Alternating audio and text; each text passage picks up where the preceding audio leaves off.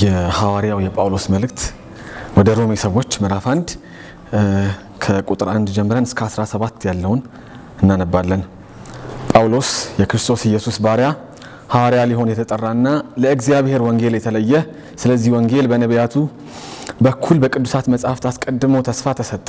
ወንጌሉም ስለ ልጁ በሥጋ ከዳዊት ዘር ስለሆነ በቅድስና መንፈስ ደግሞ ከሙታን በመነሳቱ የእግዚአብሔር ልጅ መሆኑ በኃይል ስለተገለጠው ስለ ጌታችን ኢየሱስ ክርስቶስ ነው። በእርሱ በኩል ስለ ስሙ ከአሕዛብ ሁሉ መካከል ሰዎችን በእምነት አማካይነት ወደሚገኘው መታዘዝ ለመጥራት ጸጋንና ሐዋርያነትን ተቀበልን። እናንተ ራሳችሁም ለኢየሱስ ክርስቶስ እንዲሆኑ ከተጠሩ መካከል ናችሁ። በእግዚአብሔር ለተወደዳችሁና ቅዱሳን ለመሆን ለተጠራችሁ በሮም ላላችሁ ሁሉ ከአባታችን ከእግዚአብሔር ከጌታም ከኢየሱስ ክርስቶስ ጸጋና ሰላም ለእናንተ ይሁን። ከሁሉ አስቀድሜ እምነታችሁ በዓለም ሁሉ በመሰማቱ ስለ ሁላችሁም አምላኬን በኢየሱስ ክርስቶስ አመሰግናለሁ። ዘወትር ምን ያህል እንደማስባችሁ የልጁን ወንጌል በመስበክ በሙሉ ልቤ የማገለግለው እግዚአብሔር ምስክሬ ነው። በጸሎቴ ሁል ጊዜ አስባችኋለሁ። አሁን ደግሞ በመጨረሻ በእግዚአብሔር ፍቃድ ወደ እናንተ እንድመጣ መንገድ ይከፈትልኝ ዘንድ እጸልያለሁ። እንድትጸኑ የሚያስችላችሁን መንፈሳዊ ስጦታ አካፍላችሁ ዘንድ ላያችሁ ናፍቃለሁ። ይኸውም እናንተና እኔ በእያንዳንዳችን እምነት እርስ በርሳችን እንድንበረታታ ነው። ወንድሞች ሆይ በሌሎች አሕዛብ ዘንድ እንደሆነልኝ በእናንተም ዘንድ ፍሬ ለማግኘት ብዙ ጊዜ ወደ እናንተ ልመጣ ቅጄ ሳለሁ እስካሁን ድረስ ግን መከልከሌን እንድታውቁ እወዳለሁ። ግሪኮች ለሆኑትና ላልሆኑት ለጥበበኞችና ለማያስተውሉ ዕዳ አለብኝ። በሮም ለምትኖሩ ለእናንተም ወንጌልን ለመስበክ የምጓጓው ለዚሁ ነው። በወንጌል አላፍርም፣ ምክንያቱም ለሚያምን ሁሉ ለድነት የሚሆን የእግዚአብሔር ኃይል ነው። ይህም በመጀመሪያ ለአይሁድ ቀጥሎም ለአሕዛብ ነው። በወንጌል የእግዚአብሔር ጽድቅ ተገልጧልና፣ ጽድቁም ከመጀመሪያ እስከ መጨረሻ በእምነት የሆነ ነው። ጻድቅ በእምነት ይኖራል ተብሎ እንደተጻፈው። እግዚአብሔር አምላካችን አባታችን ሆይ ስለ ማዳንህ እናመሰግንሃለን። እግዚአብሔር ሆይ ክፉን ስለምትከለክል ለኃጢአት ልጓም ስለምታበጅለት ተመስገን። አቤት አንተ ባትኖር ኖሮ ጌታ ሆይ ሕይወት ምን ትርጉም ይኖረው ነበር? ምን ጣዕም ይኖረው ነበር? መጨረሻችን ምን ይሆን ነበር? ተመስገን በዙፋን ስላለ በእጆች ስለተያዝን እግዚአብሔር ሆይ ዋስትናችን ስለሆንክ እናመሰግናለን። ስምህ ከፍ ይበል። እግዚአብሔር ሆይ ደግሞ ዛሬ ሰብስበህናል። መለኮታዊ ማዕድ ከሆነው ከቃልህ መግበን፣ መንፈስህ ይናገረን፣ ጸጋህን አብዛልን፣ ልቦናችንን ክፈት ጌታ ሆይ ትኩረታችን በሙሉ ቃል ላይ እንዲሆን። ይሄ መለኮታዊ ማዕድ ሕይወትን የሚመራ ነውና እግዚአብሔር ሆይ አንተን የሚያስደስት ኑሮ ለመኖር ጉልበት ነውና እግዚአብሔር ሆይ ልቦናችንን፣ አእምሯችንን፣ ጆሮአችንን ክፈት በልጅ በክርስቶስ ኢየሱስ ስም። በጌታ በኢየሱስ ስም ሰላም እላችኋለሁ። እንዴት ሰነበታችሁ? አሜን። የአምላካችን የእግዚአብሔር ስም ከአጽናፈ ዓለም እስከ አጽናፈ ዓለም የተመሰገነ ይሁን። ደስ ብሎኛል። በድጋሚ ደግሞ የሮሜን መጽሐፍ ክፍል 2ን ከእናንተ ጋር ለመካፈል እግዚአብሔር እድል ስለሰጠኝ ባለፈው ሳምንት ልል ነበር ከ5 ሳምንት ወይ ከ8 ሳምንት በፊት እንደዛ አካባቢ ሮሜ ምዕራፍ 1 ከቁጥር 1 እስከ 7 ያለውን አይተን ነበር። ትዝ ካላችሁ አይደል? ጳውሎስ ሰላምታ የተለዋወጠበት ግን በጣም ትዝ ካላችሁ እንደምናችሁ ካለ በኋላ ጳውሎስ ይገርማችኋል ጌታ ብሎ ነው የሚቀጥለው። ሌላ ነገር የለውም የሚያወራው እና እሱን አይተን ነበር ከቁጥር 1 እስከ 7 እንዴት ናችሁ የሮማ አማኞች አለ ጌታ ኢየሱስ ክርስቶስ ለእናንተ መዳን ብሎ ይቀጥላል መልእክቱን ማለት ነው። ዛሬ ከቁጥር 8 እስከ 17 ያለውን እናያለን። ቁጥር 16 እና 17 ደግሞ የሮሜ መልእክት ቁልፍ ነው። በቃ ዋና ሐሳቡን ሄዳችሁ ብታዩት 16 እና 17 ላይ ያለውን ነው። ከቁጥር 8 ያለውን እግዚአብሔር እንደወደደ አብረን እንመለከታለን። እና ከቁጥር 8 እስከ 10 ያለውን ስትመለከቱ ጳውሎስ ይገርማል የሚያነሳቸው ሐሳቦች አሉ። ምንድነው የሚለው? ከሁሉ አስቀድሜ እምነታችሁ በመላው ዓለም በመሰማቱ ስለ ሁላችሁ አምላኬን በኢየሱስ ክርስቶስ ምን አደርጋለሁ? አመሰግናለሁ። እና በጣም በቃ ስለ ሮም አማኞች ተሰምቷል ወሬው። እና በመላው ዓለም ሲል በቃ ከጫፍ እስከ ጫፍ ማለት አይደለም። ለምሳሌ ሰው ደጋግመን ቤቱ ሄደን ስናጣው 10 ጊዜ መጥቼ አጣው እንለዋለን። 10 ጊዜ ማለታችን 10 ጊዜ ቆጥረን መተን አይደለም አይደል? መደጋገማችን ለማሳየት ነው። የሮም አማኞች እምነት በብዙ ቦታ ምን ተደርጓል ማለት ነው? በመላው ዓለም አይደለም፣ ምክንያቱም ወንጌል ያልደረሰበት ብዙ ቦታዎች አሉ። ግን በብዙ የአማኞች ስፍራ ብሏል ባሉበት ስፍራ ተሰምቷልና ስለዚህ እግዚአብሔርን አመሰግናለሁ ይላቸዋል። ህይወታቸው ምን ያደረገ ነው ማለት ነው? የተፈተሸ ህይወት ነው የዛ አማኞች ህይወት አይደል? የሚሰማው እኮ እንደዛ ሲሆን ነው። በእርግጥ ክፉ ዜናም አለ እንደኛ ዘመን ክርስትና ደግሞ አይደል? ግን የነሱ የኖሩትን ህይወት ኢየሱስን ስለሚሸት ኢየሱስን ስለሚያሳይ ስለሚያንጸባርቅ በዓለም ሁሉ ስለተሰማ እምነታችሁ እግዚአብሔርን እጅግ አድርጌ በክርስቶስ ኢየሱስ ስም አደርጋለሁ አመሰግናለሁ። እና ዘወትር ደግሞ አስባችኋለሁ ይላል ጳውሎስ። በጣም ነው የሚገርመኝ። እና ዘወትር እንደማስባችሁ ደግሞ የልጁን ወንጌል በመስበክ በሙሉ ልብ የማገለግለው እግዚአብሔር ምን ነው? እና ጳውሎስ የቤተክርስቲያን የህብረት ጉዳይ ምንድነው? በቃ የልቡ ትርታው እሱ ነው። በቃ የቅዱሳን ምን ህብረት ያውቀዋል። የህብረት ጥቅም ምን እንደሆነ ህብረት ምን ማለት እንደሆነ ስለሚገባው ጳውሎስ ዘወትር ምን አደርጋለሁ ስለናንተ አስባለሁ። እና አንዳንዴ ቆም ብሎ ማሰብ ጥሩ። እኔ ዘወትር የሚያሳስበኝ ጉዳይ ምንድነው ብዬ ማሰብ አለብኝ። ዘወትር የሚያሳስበኝ ጉዳይ ምንድነው? ምክንያቱም ጳውሎስ ዘወትር ስለ ሮሜ አማኞች ማሰቡ ዘላለማዊ ነው አይደል? አሁን አንድ ላይ ናቸው። እኛ እዚህ ነን እንጂ እነሱ እኮ አንድ ላይ ናቸው። ስለዚህ ዘላለማዊ ጉዳይ ነው ዘወትር የልቤ ትርታ ወይስ ደግሞ ጊዜያዊ ጉዳይ ነው ብሎ ቆም ብሎ ማሰብ ጥሩ። ጳውሎስ ግን የሚያሳስበው የአማኞች ጉዳይ ነውና ደግሞ ምስክር ነው አለ። ማን ነው ምስክር አለ? እኔ ያረዝመዋል ይጣፍጣል በእናታችሁ ይኸውላችሁ ዘወትር ምን ያህል እንደማስባችሁ የልጁን ወንጌል በመስበክ እግዚአብሔር ምስክሬ ነው እኮ ማለት ይችላል ጳውሎስ። ግን የልጁን ወንጌል በመስበክ በሙሉ ልብ የማገለግለው እግዚአብሔር ምንድነው? ምስክሬ ነው ይላል። እና በቃ ልጁን ማገልገል የጳውሎስ ምንድነው? ደስታው ነው። አይገርማችሁ? እና እኔ እንዴት እንደምናነብ አላውቅም መጽሐፍ ቅዱስ ግን በጣም ይጣፍጣል መጽሐፍ ቅዱስ። በቃ ይነግረናል የህይወት ግቡና ጣዕሙ ይሄ ነው። እና ልጁን ማገልገል ቁም ነገር ነው ለጳውሎስ ትልቁ ቁም ነገር። ማገለግለው የልጁን ወንጌል ማገለግለው እግዚአብሔር ምንድነው? ምስክር ነው። እኔ ሁሉ ጊዜ ስለእናንተ ምን አደርጋለሁ? አስባለሁ። እና በጸሎቴ ስጸልይ አስባችኋለሁ። እና ደግሞ ምን አደርጋለሁ? በቃ እናንተ ጋር መጥቼ እንዳገለግላችሁ በር እንዲከፈትልኝ ምን አደርጋለሁ? እለምናለሁ ይላል። እለምናለሁ፣ እጸልያለሁ። እና አገልግሎቱም እግዚአብሔር ሲፈቅድ ነው ማለት ነው አይደል? ብድግ ብዬ ስለፈለኩ ካልጋዬ ተነስቼ አልመጣም። እግዚአብሔር ራርቱ አይደል? ሂድ አገልግል ብሎኝ አይቻልም። ይሄ ቁንትን አሁን ይሄ ሰልፍ ሪሊያንት በቃ ራስ ተቆማ ይሆን አስቸገርን እንጂ ምንም ነገር አይደለም።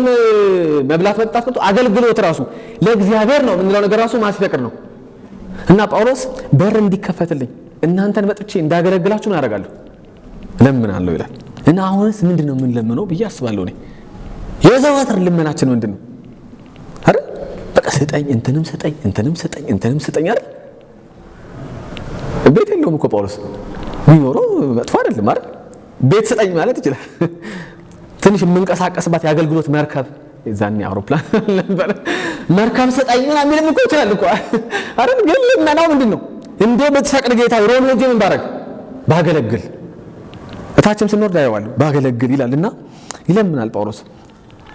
ከዛ ከ11 ደግሞ እስከ 13 ያለውን ስታዩ የሚያነሳቸው ሐሳቦች መንፈሳዊ ስጦታ፣ እርስ በርስ መበረታታትን፣ የወንጌልን ፍሬ ያነሳል። ይኸውላችሁ እንድትጸኑ የሚያስችላችሁን መንፈሳዊ ስጦታ አካፍላችሁ ዘንድ ላያችሁን አፍቃለሁ። እና በር እንዲከፈትለት ጳውሎስ የሚለምነው የሮምን አማኞች ላይ የሚጓጓው ለምንድን ነው ብትሉት ይኸውላችሁ ይሄ እንዲጸኑ የሚያስችላቸውን መንፈሳዊ ስጦታ ምን ሊያደርግ ሊያካፍላቸው። ታች መጽናት በጉልበት አይደለም። በቃ የክርስትና በጣም ማዕከሉ እግዚአብሔርን መደገፍ ነው። በኋላ መጨረሻ ላይ እናየዋለን። በቃ እግዚአብሔርን መደገፍ።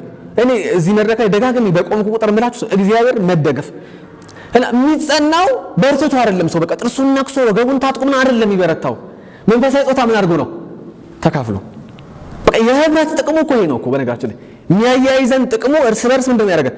መንፈሳዊ ጾታን በመከፋፈል ምን እናደርጋለን? የቅድስና ኑሮ እየሮጥን አይደል? የክርስቶስ የቀደመ ያሳየንን መንገድ እየሄድን እንጸናለን።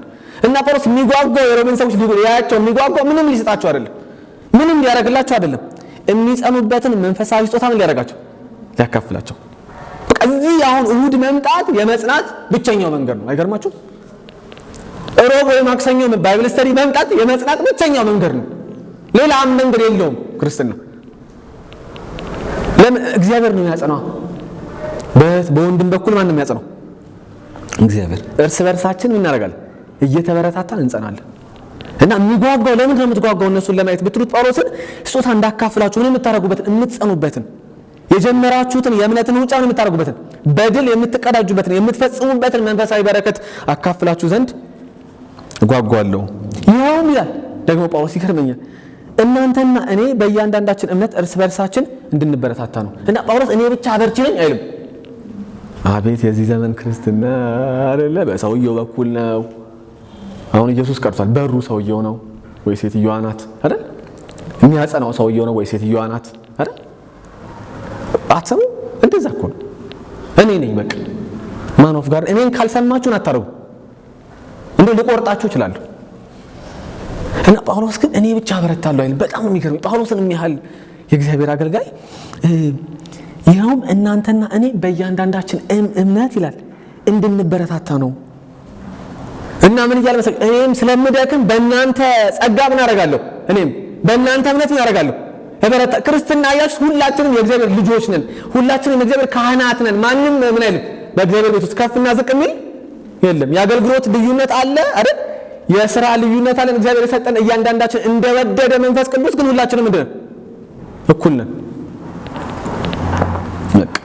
ለብቻ ልደት አታከብሩልኝም ማለት ነው። ጌታን የተቀበለበት 5ኛ ዓመት በጣም ጨዋ ጉባኤ ነው። መጽሐፍ ቅዱስን የሚያነብ ከዛ ስራውን በቃ ልጆቹን የሚያሳድግ በጣም ጌታ ይርዳችሁ። ጥሩ ነው።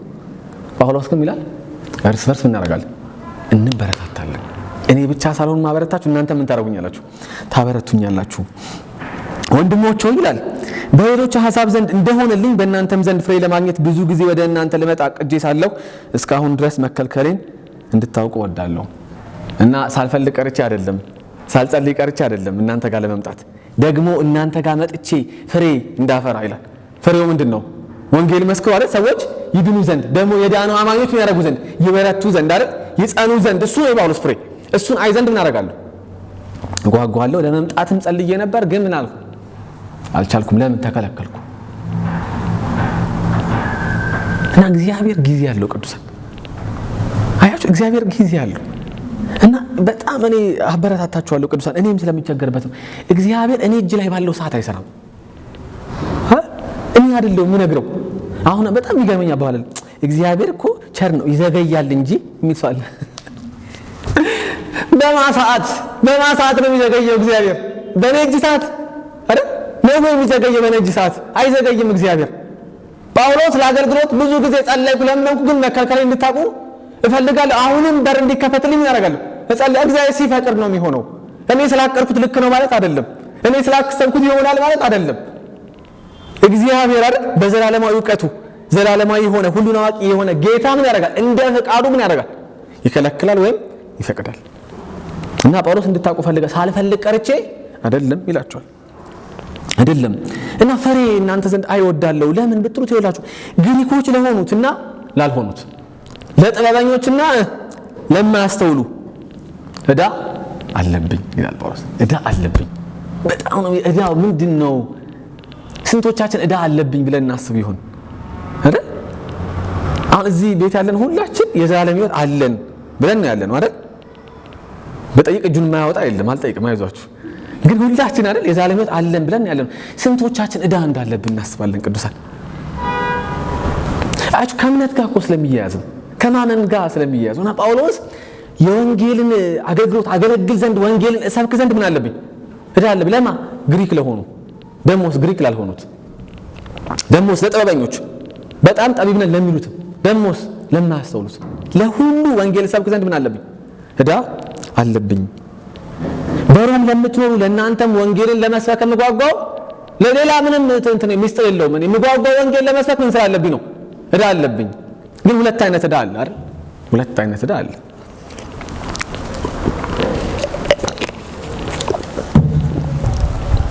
አንደኛው ዕዳ ቻና 1000 ብር በበደራት እስካልከፈልኳት ድረስ ምንድነው የሷ የ1000 ብር ምንድነኝ? ባለ ዕዳ ነኝ አይደል? ግን ቻ 1000 ብር ሰጣኝ፣ አንተ ደግሞ ለሌላ ለቸገረው ሰው እንደዚሁ አድርግ ብትለኝ ዕዳ አለብኝ አሁንም አይደል? ግን ዕዳው ምንድነው? መልሶ 1000 ብሩን ለሷ መስጠት አይደለም አይደል? ምንድነው የኔ ዕዳ? አሁን ሌላ ለቸገረው ወንድም እህት ፈልጎ ማድረግ፣ እንደተደረገልኝ አይነት ምሕረት ማድረግ አይደል? ይሄኛውን አይነት ዕዳ ነው ጳውሎስ የሚያወራው። እኔ እግዚአብሔር አይደል ወደ ሞት ጎዳና ሲሄድ ይላል ጳውሎስ ደማስቆ ላይ ያገኘኝ አይደል? ደማስቆ ላይ ያገኘኝ ሞት የሚገባኝ ሰው ቤተክርስቲያን ማሳደስ የነበርኩት ደማስቆ አግኝቶ ምን አደረገኝ? መለሰኝ። ደግሞ መልሶ ህይወት ብቻ አይደለም የሰጠኝ ነው የሚለው ጳውሎስ፣ አገልጋይ አደረገኝ። ስለዚህ አሁን እኔ ምን አለብኝ? ዕዳ አለብኝ። ለሁሉም ሰው ወንጌል ሰብክ ዘንድ ምን አለብኝ? እኔ ያገኘሁትን መልካም ዜና አይደል ወንጌል የምስራች አይደል ምስር ብላ እንደምንባባለው የምስራች ስለሆነ ይሄን የምስራች እኔ ብቻ ምን አደረገው አልይዘውም። ይሄን ብርሃን እኔ ብቻ ምን አልይዘውም። ሌሎች የመንገር ምን አለብኝ? ዕዳ አለብኝ ይላል።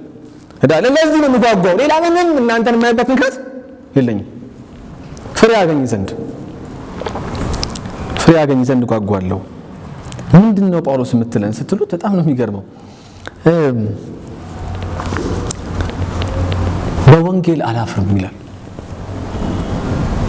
ወደ ፍሬ ነገሩ ይገባል። በወንጌል አላፍርም ይላል። ምን ማለት ነው በወንጌል አላፍርም ማለት? ወንጌል ያሳፍራል እንዴ? አይደል? ቆም ብለን መጠየቅ ወንጌል ያሳፍራል ወይ?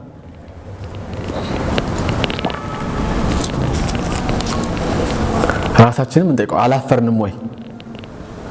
መጽሐፍ ቅዱስ ይዞ ለመዞር መንገድ ላይ ኢየሱስ ያድናል ለማለት ለጓደኞቻችን ለምን አላፈርንም ወይ? አራሺም ምን አላልንም ወይ? በቃ እንደፈለጉ ይኖሩ፣ ሁሉም እንደመረጠው የመረጠው መንገድ ያዝ አላልንም ወይ? በወንጌል አላፈርንም ወይ? ወንጌል ማለት የምስራች ማለት ነው። ነገራቸው የቃሉ ትርጉም አይደል? መልካም ዜና ማለት ነው። ግን አላፈርንበትም ወይ? እና ጳውሎስ ግን በወንጌል ማን አፈርካለው የጠየቀው ሰው አለ? ጳውሎስ ታፍራለህ እንዲያለው ሰው አለ? የለ። ግን በወንጌል አላፍርም ብሎ ነው የሚጀምረው። ለምን?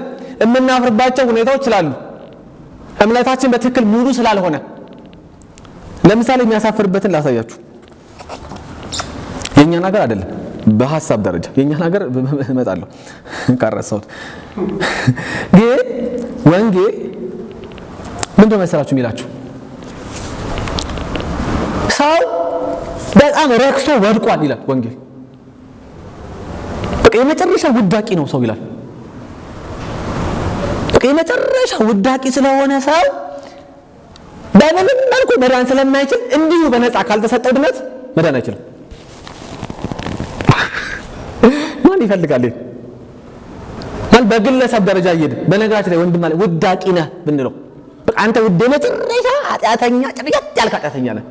እንዲሁ በቃ በነፃ ካልተሰጠ በስተቀር ይሄን ማለት መሰላችሁ። በምሳሌ ስላልገባችሁ ፊታችሁን ሳው እየገባችሁ አልመሰለኝ። በጣም ሰነፍ ተማሪ ስለሆንክ ማለፍ ስለማትችል እንዲህ 100 ካልሰጠንህ ምን አታረግም? አታልፍም ቢባል ተማሪ ምን እንደሚሰማው ወንጌል ለዛ ነው። በቃ የመጨረሻ በኃጢአት ወድቃችኋል። እግዚአብሔርን በምንም ማስደሰት አትችሉም። ስለዚህ መዳን ከፈለጋችሁ እግዚአብሔር ይቀበላችሁ ዘንድ ካስፈለገ እንዲሁ በነፃ ካልተሰጣችሁ አታረጉ አድኑ። ማን ይቀበላል? ማን ነው አንተ ውዳቂ የምትለው ኃጢአተኛ የምትለው ነው የሚለው ሰው? ምንም ቢሆን እኮ የተከበርኩ ባለስልጣን የተማርኩ እንደዚህ ነኝ አይደል? ምሁር ከሌ ዶክተር ምናምን ነው የሚለው። ሁሉ ኃጢአት ጋር ሲመጣ እግዚአብሔር ጋር ሲመጣ ምንድነው? ካልተሰጠው ሰውዬ ምን ያደርግ? አይደለም። አንደኛው የሚያሳፍረው ወንጌል ስድብ የሚሆነው ማለት ነው ለሰው። ሁለተኛ ሰው በጣም በኃጢአት ስለወደቀ በጣም በኃጢአት ስለተቀየ በቃ የኃጢአቱ ብዛት አይደለም ሰው መላ ፍጥረትን ስለበከለ የንጉሱ ልጅ ወልድ እግዚአብሔር ሰው ሆኖ መሞት አለበት። አለዛ አይደለም ሰው። እኔ ነኝ ያወረድኩት። አዎ እኔና እናንተ ወንድም አለ እታለም እኔና አንቺ ነን ያወረድነው። ወልድ እግዚአብሔር በማናውቀው መለኮት የሚኖረው ምን መሆን ነበረበት? ሰው ስጋ መንሳት ነበረበት። አይገርማችሁ? እንደም ዘንድ አለበለዚያ ምን እናደርግ አንድ። ስለዚህ ወንጌል በጣም እንደምታስቡት ይሄ በጣም ደስ የሚል ዜና አይደለም ለሁሉም ሰው። ላመነ ነው መልካምነቱ። ይከብዳል። ወንጌል ስድብ ነው። ለምንድን አንዳንድ ሰው እኔ ጥሬ መግባታችን መልካም ሆኜ እንደምንም ጥርሴን ነግቼ ምሰጠውን ሰጥቼ ማረጋውን ክፉ ሳልናገር ክፉ ሳላስብ እግዚአብሔርን ማስረስ አልችልም ወይ ለሚል ሰው ወንጌል ምንድነው? ስድብ ይሆንበታል። ምን ስለሚለው እድሜ ዘመንሽን ታለም በቃ ስድብ ሳትናገር ካፍሽ መልካም ይወጥ መልካም ይያት ብትኖር እንኳን እግዚአብሔር ምን ያደርግሽም? አይቀበልሽም። እግዚአብሔር አይቀበልም። ስድብ ይሆናል፣ የሚያሳፍር ይሆናል ለሚሰማው ሰው። ማንን ነው የምትለው? እንዴት ነው የማልችለው? አንድ ልጨምርላችሁ። ወንጌል የሚያሳፍር የማያስደስት ይሆናል። ለምን ስትሉ ሰው ሚድነው በክርስቶስ ኢየሱስ መከራና ሞት ትንሣኤ ነው ካለም በኋላ ደግሞ የዳነ አማኝ በመከራ ውስጥ ምን ያደርጋል? አብሮ ከክርስቶስ ጋር መስቀሉን ተሸክሞ ምን ያደርጋል? ይሄዳል ስትሉት ሰው ለዚህ ነው እንደሚሄደው ይላል። መከራ ለበላ ነው እንደሚሄደው። ዓለም ራሷ መከራ ነች፣ እንደገና መከራ ልቀበል ነው ወይ ይላል። ስለዚህ ወንጌል እንደምታስቡት ነው ሁሉም ሰው አይደለም፣ መልካም ዜና አይደለም። ለምን? ሰውን የወደቀ መሆኑን ኃጢአተኛ መሆኑን በራሱ ጥረት እግዚአብሔር ዘንድ መቅረብ የማይችል መሆኑን ስለሚነግረው ወንጌል ምን አይደለም? የሚያስደስት ዜና አይደለም። ስለዚህ ጳውሎስ ይላል በወንጌል አላፍርም። ሰውን ወድቀሃል፣ በእግዚአብሔር ፊት ኃጢአተኛ ነህ። ኃጢአተኛ ከመሆንህ የተነሳ ብቸኛው አማራጭ በነፃ ድነት ከተሰጠህ ብቻ ነው ምንድነው ለማለት አላደርግም፣ አላፍርም። ወንጌል ስንመሰክር ከኃጢአት የምንጀምረው ስንቶች ነን? ከኃጢአት የምንጀምረው ስንቶች ነን? ወንድም ዓለም ኃጢአተኛ ነህ ብለን የምንጀምረው ስንቶች ነን? አይደል? ልኩን ለሰው ነግረን የምንጀምረው ስንቶች ነን? ግንብ ሲሰራ ውሃ ልክ ይባላል አይደል? የሆነች ነገር ትቆምና ቀጥሏል አይደለም ይለው ይነግረናል። ውሃ ልክ ነው። የወንጌል ስብከት የሚጀምረው ምንድን ነው? ኃጢአተኛ ነህ፣ ድነትን ያደርጋል፣ ያስፈልጋል። ኢየሱስ እኛ አሁን እንትን አደረግ ነው ወንድሜ እንደዚህ ብትቀበል አይዞህ ምናምን ይሄ ሽሙንሙን አድርገን የምንናገር ለምንድን ነው ስትነግረው ሽሙንሙን አድርገን ችግሩን ካልነገርከው ሰው በምን ያውቃል? ለዛ ነው ጳውሎስ በወንጌል ላይ ያደርግ ኃላፊነት ጳውሎስ ሲሰብክ ወንጌል የሚሰብከው ኃጢአተኛ ናችሁ። ጴጥሮስ ሲታቸው ሐዋርያት ላይ ወንጌል ሲሰብክ ምንድን ነው የሚጀምረው? አያሽሙንም እኮ ሰቀላችሁት አይደል? ልጅቸው አይከርም ምን አሉ? ምን እናርጋሉ? አለበት ምንም አንተ አማራጭ የለህም። ብቸኛው አማራጭ ማን ነው? ኢየሱስ ነው ሊባል ይገባል።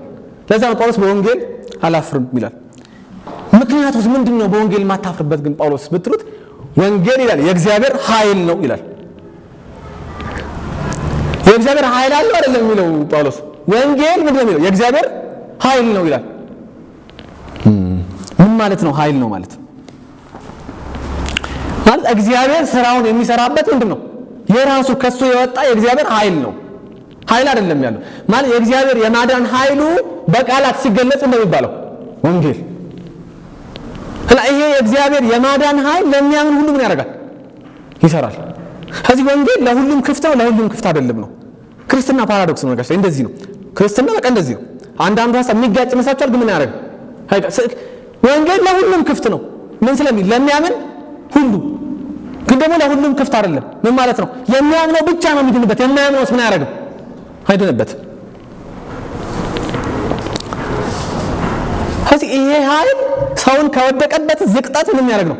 የሚያወጣ ሰውን ከዲያብሎስ ባርነት ነው የሚያደርግ ነፃ የሚያወጣ ልክ እስራኤላውያንን ከግብፅ ባርነት እንዳወጣ ባህር ከፍሎ አሁን ደግሞ ከአጋንንት እስራት ምን የሚያደርግ ነው? ነፃ የሚያወጣ ነፃ የወጣውን ያንን ሰው ምን የሚያደርግ ነው? የሚቀድስ አይቆም። በቃ ነፃ ወጣል እንግዲህ እንደ ፍጥርጥር አይልም። እግዚአብሔር ሰው አይደለም፣ ሰው ነው። እንዴ ይሄን አረኩልህ ከዚህ በኋላ ራስን ቻል የሚል ሰው ነው። እግዚአብሔር ምንድን ነው የሚለው? የጀመረው ምን ያደርጋል? ከፍጻሜ ያደርሳል። ከዚህ ያ ነፃ ያወጣውን ያጸደቀውን ሰው እግዚአብሔር ምን ያደርጋል? ይቀድሰዋል። አይገርማችሁ? ኃይሉ የወንጌሉ ኃይል እንደዚህ ነው።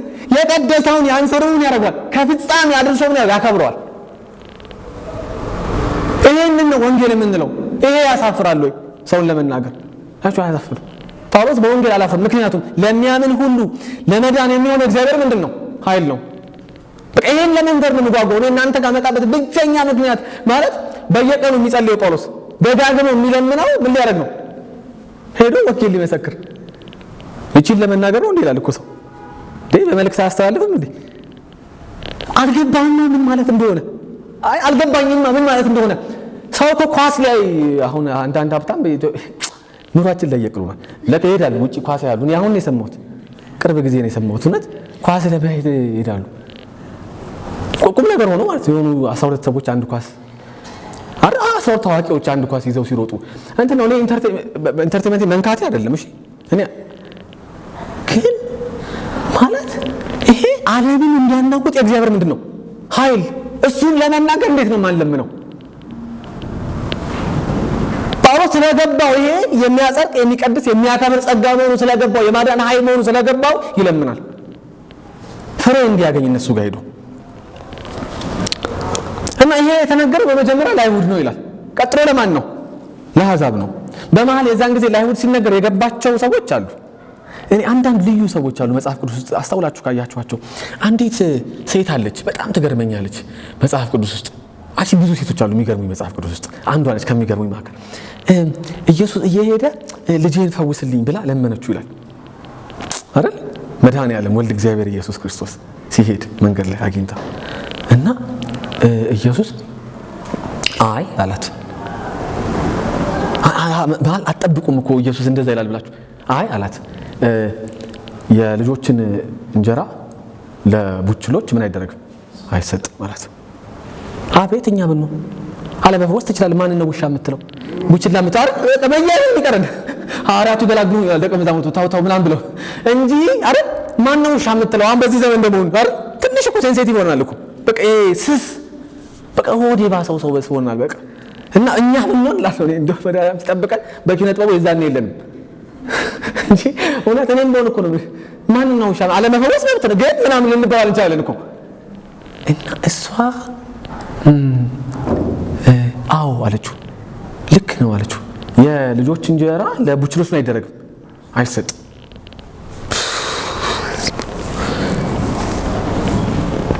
ግን አለችው ቡችሎች ከልጆች የሚወርቀውን ፍርፋሪ ምን ያደርጋሉ?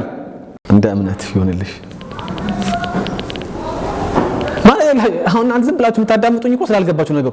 ደቀ መዛሙርቱ ኢየሱስ በምሳሌ ካስተማረ በኋላ ለብቻው ሲሆን ሄደው ምንድን ነበር ቅድም ያልከው ይሉታል እኮ አይደል? ምሳሌውን ስለማያላቸው ስለማይገባቸው ኢየሱስ የተናገረው እኮ ምሳሌ ነው። እሷን እየሰደባት እኮ አይደለም ምሳሌ ነው ያወራው። እሷ ግን ምሳሌ ምን ብሏታል?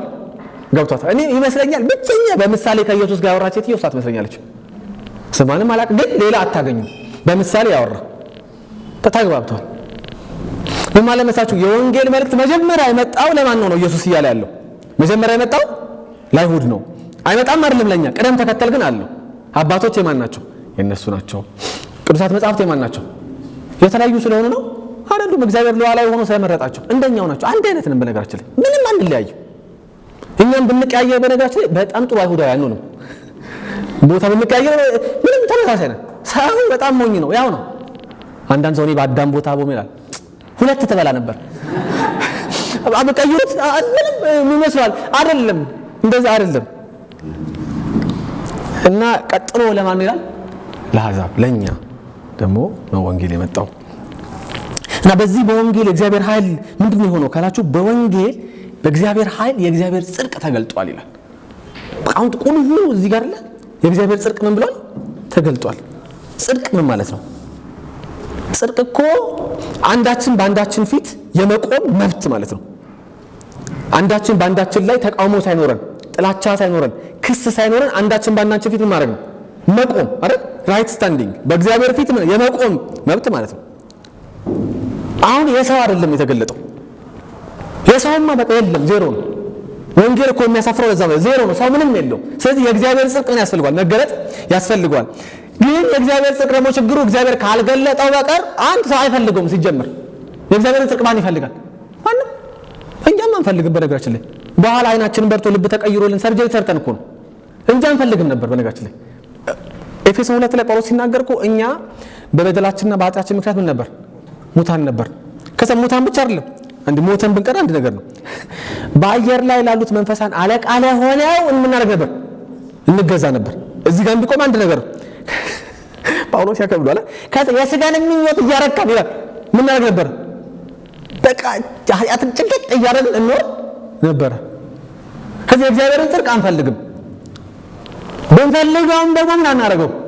አናገኘው እሱ ካልገለጠው በስተቀር።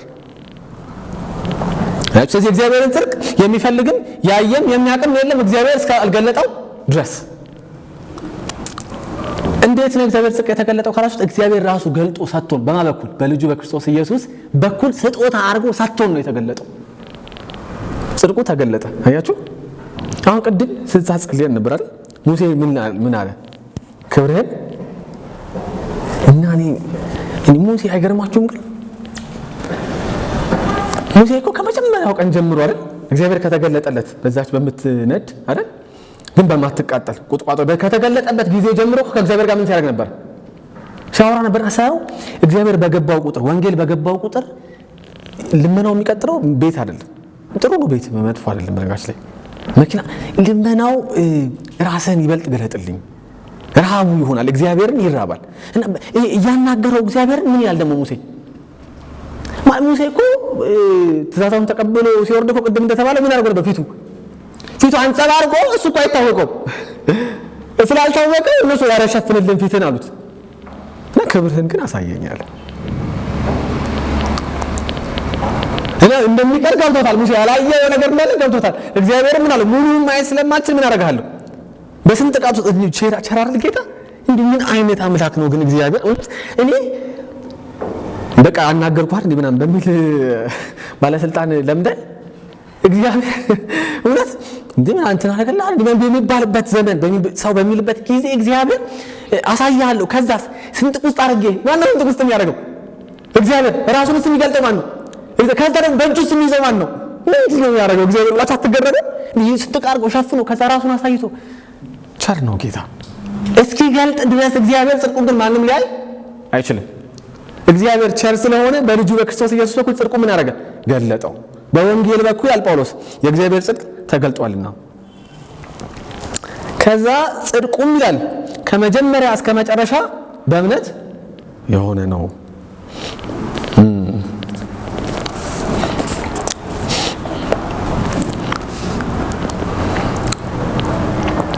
ጳውሎስ በጣም ይጓጓል ሮም ሄዶ ለማገልገል እና ሮም የሚሄደው ወንጌልን ለመናገር ነው። ወንጌል ምንድነው ስንል የማዳን የእግዚአብሔር ምን ኃይል ነው። በዚህ ወንጌል የእግዚአብሔር ጽድቅ ማለት ተገልጧል። ይሄ ጽድቅ አረ የሰው ጽድቅ አይደለም፣ የማን ነው? ስለዚህ እግዚአብሔር ይቀበለን ዘንድ የእሱን ጽድቅ ማድረግ ነበረበት፣ መስጠት ነበረበት። አንድ አገልጋይ ሲናገር ይላል እግዚአብሔር ሪከርድ ሚዝ ቢሆን ኖሮ የሐሰብ ቢሆን ኖሮ የሚለው እንደው በቀለ ትልቁ ኃጢአት ምንድን ነው ይባላል። በቀለ እኔ በቃ የሰው ዕቃ ወስዳለሁ ሌብነት ሌባ ይላል እግዚአብሔር ባጅ ይላል ሰውየው ጎበዝ አገልጋይ ሌባ የሚል ባጅ ሰጥቷል። እከሊት ምንድነው ችግር? እኔ ደግሞ በቃ ከብዙ ሰው ጋር ተኝቻለሁ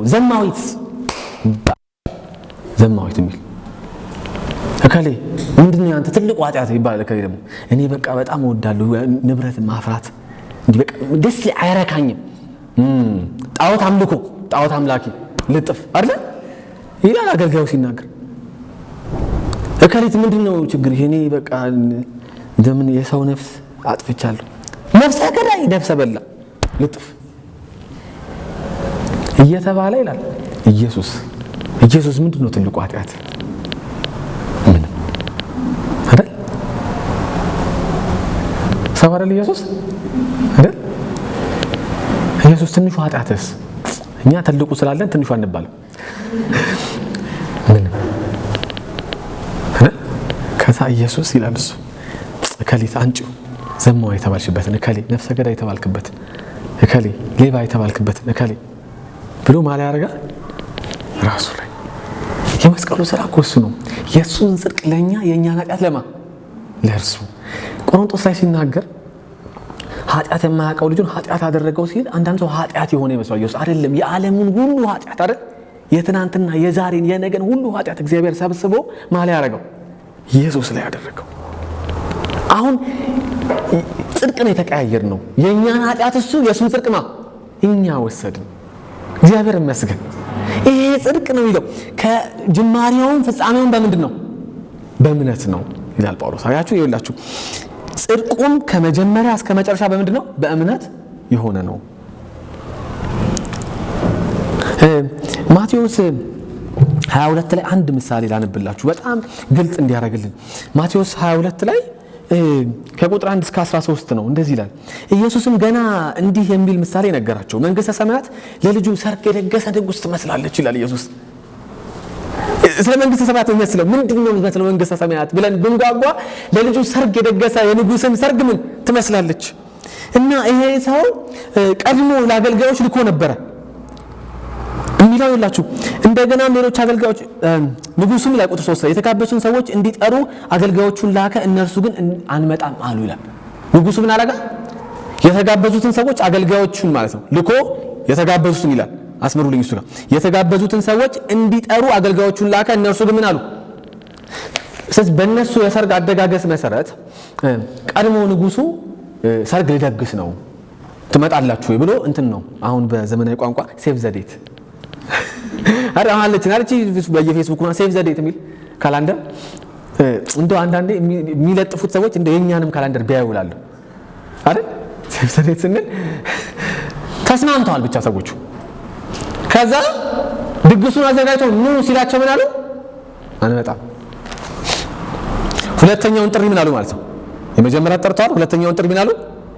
አንመጣም አሉ። እንደገናም ሶስተኛ ጊዜ አገልጋዮች ልኮ የተጋበዙትን እነሆ በሬዎችንና የሰቡ ከብቶችን አርጄ ድግሱን አዘጋጅቻለሁ፣ ሁሉም ነገር ዝግጁ ስለሆነ ወደ ሰርጉ ኑ በሏቸው አለ። ተጋባዦቹ ግን ጥሪውን ችላ ብለው አንዱ ወደ እርሻው ሌላው ወደ ንግዱ ሄደ። የቀሩትም ይላል አለመምጣት አንድ ነገር ነው። አያችሁ ቅድም ያልኳችሁ ሰው ዝቅጥ ያለ ነው በኃጢአት የሚለውን የምታዩት እዚህ ጋር ነው። የቀሩትን አገልጋዮቹን በመያዝ አጉላልተው ምን አደረጓቸው? አሁን ይላል ሰርግ ነው ላለ አገልጋይ ምንድነው ሞት? እንዲህ ነን ሰው በቃ ሰው ከወደቀ በኋላ ምንድነው ስራው በሙሉ ክፋት። ይሄ ህፃናት ሲወለዱ ነጭ ነው አእምሯቸው ምናምን የሚል ከየት የመጣ ሳይንስ እንደሆነ አይደለም። መጽሐፍ ቅዱስ ሲናገር እናቴ ባመጻ በቃ ልጆች እንደዛ ናቸው። ለካሽ ዝም ብላችሁ አስተውሏቸው። ልጅ ድምጽ ካጠፋ ምን እያደረገ ነው? ልጅ የሌላቸው ሰዎች አዝናለሁ። እኔ ልጅ ምን እያደረጉ ነው? በቃ እናውቃለን። ድምጽ ካጠፉ የሆነ ነገር እየሰሩ ነው። ለምንድን ነው? ዝም ባሌ ወዴት ስለሆነ በቃ ምን ታደርጉታላችሁ? ሰው እንደዛ ነው። ገደሏቸው። ንጉሱን በመቆጣት ሰራዊቱን ልኮ ገዳዮቻቸውን አጠፋ፣ ከተማቸውን ምን አደረገ? አቃጠለ። እዚህ መጀመሪያዎቹ ተጋባዦች 3 ጊዜ ተጋበዙ፣ 3 ጊዜ ማንሰማማሉ። ምን አደረገ? ከተማቸውን አጠፋ፣ እነሱንም አጠፋ። ከዚያም አገልጋዮቹን እንዲህ አላቸው፣ የሰርጉ ድግስ ዝግጁ ነው፣ ነገር ግን የተጋበዙት ሰዎች የሚገባቸው ሆነው ስላልተገኙ ወደ መንገድ መተላለፊያ ወጣችሁ ያገኛችሁትን ሁሉ ወደ ሰርጉ ድግስ ጥሩ።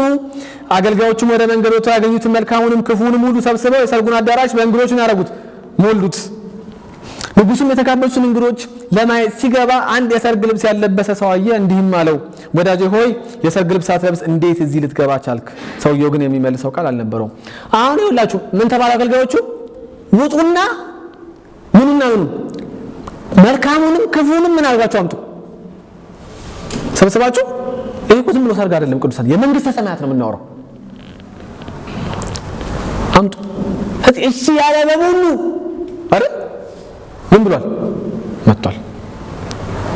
ክፍት ነው ወንጌሉ ለሚያምን ሁሉ ነው የሚለው። ተጋብዞ ተጠርቶ እሺ ያለ ሁሉ መንግስተ ሰማያት ምንድነው? ክፍት ነው። ግን እዛ ጋር አይቆምም። እግዚአብሔር ይላችሁ ሰው አይደለም ማለት በሰው ፍርድ አይደል በደለኛ ዳኛው ነፃ ወጣል ካለው ይቅርታ ካገኘ በምህረት ፕሬዝዳንት ሲቀየር ምናምን እንምራለን አይደል። ከዛ በኋላ ግን ምንድነው ይባላል? እንደ ፍጥርጥር ራስን ሰው አድርግ ተለወጥ ምናምን ነው የምንለው። በምን ይለወጥ? ከሰው ቤት የወጣ ሰው 20 ዓመት ታስሮ የወጣ ሰው በምን ይለወጥ? በጣም ክርስትና እንደዛ አይደለም። እግዚአብሔር ከኃጢአት ባን ነፃ ካወጣን በኋላ ሰውን አይደለም የሚለን። እንደዛ አይደለም። ይኸውላችሁ ሲገባ ይላል ንጉሱ ለማየት ሲገባ እንግዶቹን አንድ የሰርግ ልብስ ያለበሰ ሰውዬ አየላል። ይኸውላችሁ እነዚህ ሰዎች ከመንገድ የመጡ ናቸው አይደል? ያገኙትን ነው ሰብስበው ያመጡት። ከመንገድ የተገኙ ሲል ምን ማለት መሳችሁ? ባጭሩ የሚለምኑ ንብረት የሌላቸው መበለቶች፣ አሳዳጊ ያጡ ህፃናት ምናምን ማለት ነው። የተቸገሩ ሰዎች ናቸው። ምን ሰዓት ነው የሰርግ ልብስ የለበሱት? አይ በትክክል የምናነብ ከሆነ እንጂ አንድ ለበሱ ምናምን ብለን የምናነብ ከሆነ እናልፋለን። ግን ምን ሰዓት ነው የሰርግ ልብስ የለበሱት? አይደል ወዲያው ተጠሩ። ድግሱ ተደግሷል። ለነገ እኮ አይደለም የጠሩት። ሰብስባችሁ ነው አምጡ ነው የተባሉት። ገቡ። በቃ አሁን ከመንገድ ሰብስበን እንደማምጣት ማለት ነው። ገቡ። ከዛ ንጉሱ ሰርግ ታዳሚዎቹን ለማየት ሲገባ ግን ሁሉም የሰርግ ልብስ ለብሷል፣ አንዱ አልለበሰም። አንዴ የሰርግ ልብስ ነበራቸው ወይ እነዚህ ሰዎች? አይኖራቸውም። ከየት አመጣው? ከመንገድ እኮ የተሰበሰቡ ሰዎች ናቸው። ቢኖሯቸውስ ራሱ ቤታቸው ሄደው እኮ አይለብሱም አይደል? ወዲያው ነው የገቡት ወደ ሰርጉ። ከዚህ ምን ማለት ነው? የሰርጉ ጋባዥ ለእያንዳንዱ ተጋባዥ የሰርግ ልብስ ሰጥቷል ማለት ነው። ነጭ ልብስ የሰርግ። እዚህ ንጉሱ ታዳሚ ወደ ሰርግ ቤት ሲገባ ለእያንዳንዱ ምን እየሰጠ ነበር? የሰርግ ልብስ። አንዱ ግን አይ እኔ የለበስኩት ይበቃል አለ እና ወዳጄ ሆይ የሰርግ ልብስ አትለብስ እንዴት እዚህ ልትገባ ቻልክ? ሰውየው ግን የሚመልሰው ቃል አልነበረውም። ንጉሱም አገልጋዮቹን እጅና እግሩን አስራችሁ በውጭ ወዳለው ጨለማ ወጣችሁ ጣሉት፣ በዚያ ለቅሶና ጥርስ ማፋጨት ይሆናል አላቸው። የተጠሩት ብዙዎች የተመረጡት ግን ጥቂቶች ናቸውና። ምን ማለት መሰላችሁ? ወንጌል የሚያጸድቅ ብቻ ሳይሆን የሚቀድስ የሚያከብር ነው። ምን ላረጋ? ላመነ። ስለዚህ እኔ ጸድቅ ያለው በእግዚአብሔር በራሴ ቀደሳለሁ ካለ የሰርግ ልብሱ ምን አለ? አልፈልግም እያለ ነው። በቃ ጠርተኸኛል፣ በቂ ነው መጠራቴ፣ አመሰግናለሁ። የለበስኩት ግን ምን ያደርጋል? አይበቃም፣ ለእግዚአብሔር አይበቃም። እዛው ክፍል ላይ ዕንባቆም ነው የሚጠቅሰው ጳውሎስ። ጻድቅ በእምነት ይኖራል ተብሎ እንደተጻፈው ይላል። አያችሁ ጳውሎስ በጣም የሚጓጓው ሮም ሄዶ እንዲጸኑ ሊነግራቸው የሚፈልገው ነገር የጀመራችሁት በእምነት ከሆነ በእምነት ምን በሉ ፈጽሙ። እግዚአብሔርን በመደገፍ ጀምራችሁ ከሆነ እግዚአብሔርን በመደገፍ ምን አድርጉ ፈጽሙ። እንደ ማለት በቃ ትልቁ የክርስትና መልህቅ ይሄ ነው። እግዚአብሔርን ማድረግ ሙሉ በሙሉ መደገፍ፣ እግዚአብሔር ላይ ማድረግ መውደቅ። የዳዊት ትልቁ ጥበብ ምንድን ነበር? እግዚአብሔር ላይ መውደቅ። በድሎ ምን ያደርጋል? እግዚአብሔር ላይ ይወድቃል። እግዚአብሔር ላይ መውደቅ። ዕንባቆም ትዝ ካላችሁ እኮ በማጉረምረም ነው የሚጀምረው እና የሚያጉረመርም ነው ጸሎቱ ሲጀምር፣ ግን የት እስኪገባ ድረስ ቤተ መቅደስ እስኪገባ ድረስ ነው። እና የሚለው ይሄን ክፍል የመጽሐፍ ቅዱስ ምሁራን ይከራከሩበታል።